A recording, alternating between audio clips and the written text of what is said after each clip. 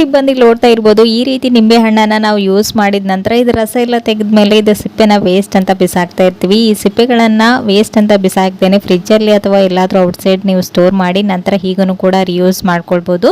ಅದು ಹೇಗಂತೇಳಿ ತೋರಿಸ್ತಾ ಇದ್ದೀನಿ. ನೋಡ್ತಾ ಇರ್ಬೋದು, ಈ ರೀತಿ ಮಿಕ್ಸಿ ಜಾರ್ಗಳನ್ನು ನಾವು ಡೈಲಿ ಯೂಸ್ ಮಾಡೋದ್ರಿಂದ ಹಾಗೆಯೇ ಏನಾದರೂ ನಾನ್ ವೆಜ್ ಕರಿಗಳನ್ನು ಗ್ರೈಂಡ್ ಮಾಡ್ಕೊಳ್ಳುವಾಗ ಈ ಮಿಕ್ಸಿ ಜಾರಿಂದ ಒಂಥರ ಬ್ಯಾಡ್ ಸ್ಮೆಲ್ ಬರ್ತಾ ಇರುತ್ತೆ. ಸೊ ಆವಾಗ ಇದನ್ನು ನಾವು ಹೇಗೆ ಕ್ಲೀನ್ ಮಾಡ್ಕೊಳ್ಳೋದಂದರೆ, ಈ ಉಳಿದಿರ್ತಕ್ಕಂಥ ಸಿಪ್ಪೆಗಳನ್ನು ನಾವು ಸ್ಟೋರ್ ಮಾಡಿರ್ತೀವಲ್ವ, ಇದನ್ನು ಈ ರೀತಿಯಾಗಿ ಕಟ್ ಮಾಡಿ ಹಾಕ್ಕೊಂಡು ನಂತರ ಇದರಲ್ಲಿ ಒಂದು ಸ್ವಲ್ಪ ಸಾಲ್ಟನ್ನು ಸೇರಿಸ್ಕೊಳ್ಬೇಕು. ಸಾಲ್ಟನ್ನು ಹಾಕಿ ನೀವು ಮಿಕ್ಸಿ ಜಾರಲ್ಲಿ ಗ್ರೈಂಡ್ ಮಾಡೋದ್ರಿಂದ ಇದರ ಬ್ಲೇಡ್ ಕೂಡ ನೀಟಾಗಿ ಶಾರ್ಪ್ ಆಗುತ್ತೆ. ಸೊ ಈ ರೀತಿ ನೀವು ಜಸ್ಟ್ ಒಂದು ಸ್ವಲ್ಪ ನೀರನ್ನು ಹಾಕಿ ಗ್ರೈಂಡ್ ಮಾಡಿ ನಂತರ ವಾಶ್ ಮಾಡಿ ತೋರಿಸ್ತಾ ಇದ್ದೀನಿ. ನೋಡ್ತಾ ಇರ್ಬೋದು ಮಿಕ್ಸಿ ಜಾರ್ ಎಷ್ಟು ನೀಟಾಗಿ ಕಾಣಿಸ್ತಾ ಇದೆ ಅಂತ. ಇದರಲ್ಲಿ ಬ್ಯಾಡ್ ಸ್ಮೆಲ್ ಕೂಡ ರಿಮೂವ್ ಆಗಿದೆ, ಹಾಗೆ ಬ್ಲೇಡ್ ಕೂಡ ನೀಟಾಗಿ ಶಾರ್ಪ್ ಆಗಿದೆ. ಸೊ ಹಾಗೇನೆ ನೀವು ಈ ರೀತಿ ಹಿಂದ್ಗಡೆ ಮತ್ತೆ ಇದು ಪಿನ್ ಎಲ್ಲೆಲ್ಲಿ ಇರುತ್ತಲ್ವಾ, ಅಲ್ಲೆಲ್ಲಿ ನೀವು ಈ ರೀತಿ ಕೊಕೊನೆಟ್ ಆಯಿಲನ್ನು ಹಾಕೊಳ್ತಾ ಇದ್ರೆ ಬ್ಲೇಡ್ಗಳು